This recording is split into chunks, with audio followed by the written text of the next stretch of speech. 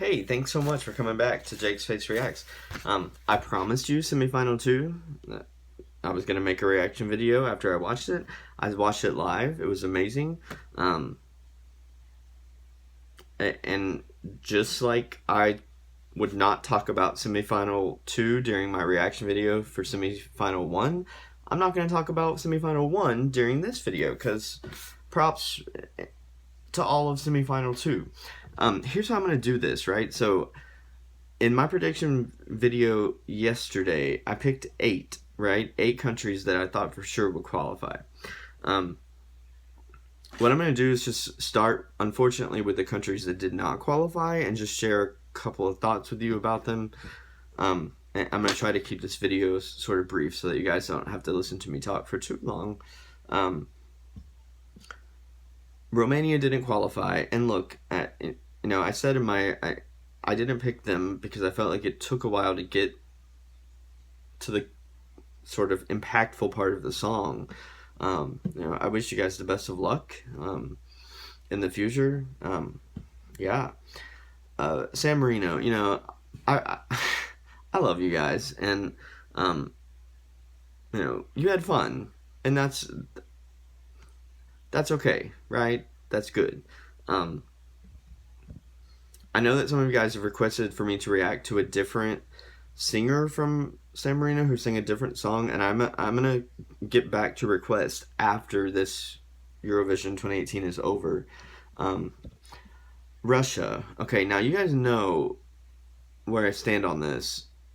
For me, this performance in the semifinal was sort of back to the pitch problems that I thought we had worked out, but apparently we did not. And I want to say to all of my friends in Russia, because so many of you have reached out to me, and look, I love Yulia, right? I mean, she's inspirational, and she hung in there for 2 years. She, 2 different songs she performed. I felt like the delegation did her wrong, but the people from Russia who reached out to me were basically all saying that they were as frustrated as they could be because they didn't feel like they had a say in this. So perhaps, even though it wasn't a positive outcome for Yulia, perhaps Russia can choose, their act again for next year, because there's so much talent there that I know that you guys want to pick your representative, and you should be able to. Georgia.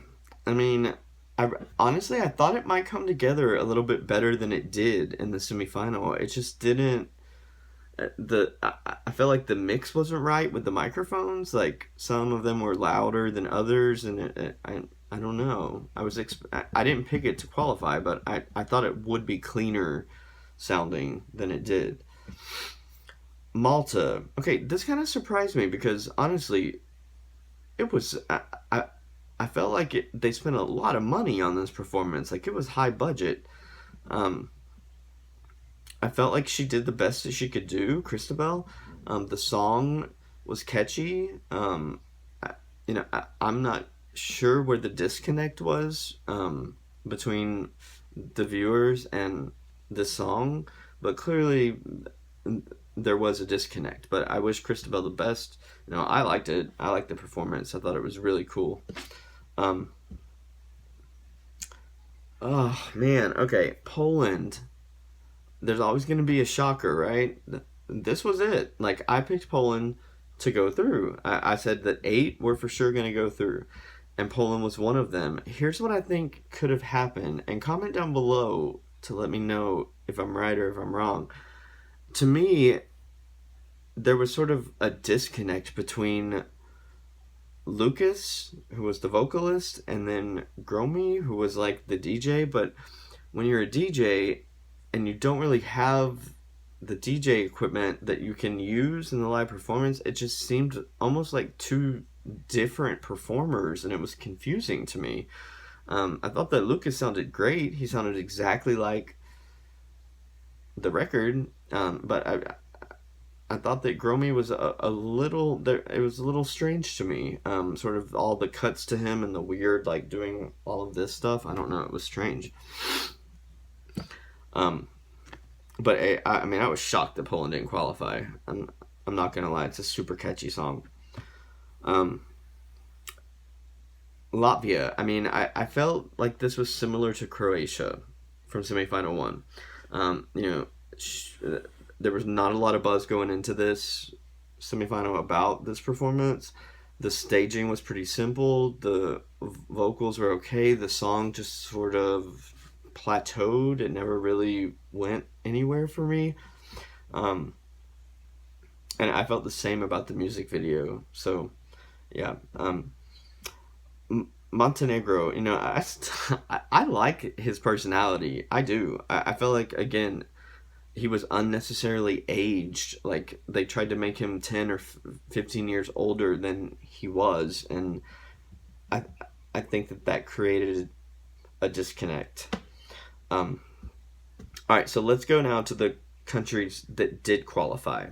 Remember, I picked 8 of them because I just wasn't sure. I was sure about 8. I thought Poland, I was wrong. Norway, I was pretty sure you would qualify because let's be honest, this semifinal was completely loaded with Eastern European countries, and Eastern European countries love Alexander Rybak because he's originally from an Eastern European country. So, I predicted that he would go through. He did. It was okay. I don't know how it's going to stand out in the grand final. I just don't. Serbia. I called this one from the very beginning that it was so sort of captivating in a bizarro kind of way that I honestly couldn't see a way that it was not going to qualify. I have to say, the breakout star for me of semifinal 2 was like the little wizard guy, right, from Serbia. He was like on a little perch off to the side playing his little flute. If you watch the press conference afterwards, I mean, he was the star of that. I couldn't take my eyes off of him. His reactions were freaking hilarious. He's the star of that. But Serbia, you know, I just felt like it would qualify. Again, you had a lot of Eastern European countries here who couldn't necessarily vote for their own Eastern European countries. So, I predicted Serbia would go through, and they did. Denmark. Okay, you know, I predicted that it would go through, but I'm going to be honest with you. The vocals were a little off for me. Like, I felt like the harmonies were not there like they were in the rehearsals. I don't know if it was nerves. I don't know if it was like the mix of all the mics. I'm not really sure. But I feel like if Denmark is going to be competitive in the grand final, that has to be worked out. It just does. It has to be worked out. Moldova, you qualified. And here's the thing. In my original prediction video, I put you through and people thought I was insane. In my last one from yesterday, where I just picked 8, I didn't pick Moldova because I just wasn't sure. But the song is catchy, and I said that every single time. The performance, you know, for what they had to work with, it was a pretty interesting performance. The song, I mean, come on, it's catchy. And I predicted that because Russia could vote in this one, but couldn't obviously vote for Russia, that this sounded very Russian to me. The song sounded very Russian. The dancing was very Russian, sort of the line dancing at the end. And so I think that a lot of votes from Russia went to Moldova, which helped them to qualify. The Netherlands. Okay, again, I picked Waylon in my original prediction video. I didn't put him in my 8 that I thought would for sure qualify from last night because the staging for me was just, and it's still bizarre. I heard him try to explain it in the press conference, and I'm still not convinced. Like, honestly, if Waylon is going to place in the top 10 of the grand final, that staging has to be changed. Like, I'm just being honest. It has to be changed. Like, it looks so bizarre and it's so distracting from the message that he's trying to convey through his music. He doesn't need the distraction, you know? Um, Australia, I picked you to qualify. Um, I'm going to be completely honest with you. I felt like Jessica struggled a little bit in this semifinal, and it kind of made me worry because I hope that she rests her voice. It sounded tired to me. The stage just seemed so huge and empty,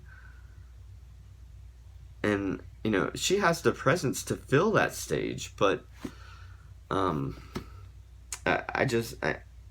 and she can say whatever she wants about how she felt like the crowd was there and she wanted to get them involved, but to me, when you're performing in Eurovision, it's not a concert where you can interact with the fans. You can't bail out of what is your only chance to really hit a high note on the we got love, and she could hold that. Instead, she was like, "You sing it." Like, no, this is not interactive. Like, you sing it, Jessica. You're amazing. You're here because you earned it. So please sing your song. Um, I was just kind of worried. I hope that she rests her voice because I'm worried about how that is going to stand up to some of the more powerful songs from semifinal 1 and from the Big Five. Hungary. Okay, my best friend Meredith thinks I'm insane because of how into this song I am, but it's so different from anything else that I said it was going to go through. It did go through. Um, this is going to be sort of my dark horse pick to possibly win. And I know that sounds crazy, but it's so different from anything else. And the message of the song is so powerful about the dad who left him and then who abandoned him and then tried to come back later. And he's like, no, you're not part of my life anymore. And you can feel that even if you don't understand the language. So Hungary, like, yeah, I'm a huge fan. I picked you. I'm glad you made it. Sweden, I picked you. Um, I love Benjamin. I've told you this so many times that I felt like last year with Robin Bingston, that the only thing that was missing from him, it seemed to me, was like the heart, right? Like, he had the performance down. He was kind of like a machine. Like, it was always great. It was always consistent, but there was no emotion. And with Benjamin, it's like the opposite of that. Like, this guy is so grateful to be here and to be competing, and he didn't get rattled in that rehearsal when the lights didn't work, and I would have gotten really rattled. And he sings in his falsetto for most of the song. I mean, look, I don't think it's gonna win. I'm just being honest, but I do think that that it deserved a place in the grand final, and I'm so glad that it has a place there. Slovenia. Oh my goodness! In my original video, I picked you, and then when I cut it down to 8, I just wasn't sure, so I didn't. But I just want to thank Europe because all of you guys voted, and there's been all this talk about how people from Europe do not like to vote for strong female singers who are singing songs of female empowerment. That's totally ridiculous. I'm just going to go ahead and say it. A woman is going to win this year. It's going to happen. A woman is going to win. This is the year of the woman, of the women. And I'm so glad that Europe saw that in her and said, hey, she's saying that she's having a good time. She doesn't need to be bothered by guys who are just trying to cling on to her. I'm so proud of you, Slovenia and Lea Sirk. And she's not going to win the grand final, but Slovenia has qualified for the grand final, and that's amazing. Ukraine. Did I save the best for last? I never saw the full rehearsal, and I was watching it with my best friend Meredith in the live semifinal, and all that I knew was sort of the piano part catching on fire. I hadn't seen the beginning part of it, and I'm so glad that I hadn't, because I was so excited for her to see the piano part of it that I didn't know how that started. And I told her before it started, I was like, Ukraine always brings it. They always bring it. And you did again. Now, is it strong enough to win? Honestly, I'm not sure. But I loved every single thing about that performance. It had everything. It was great. I loved it.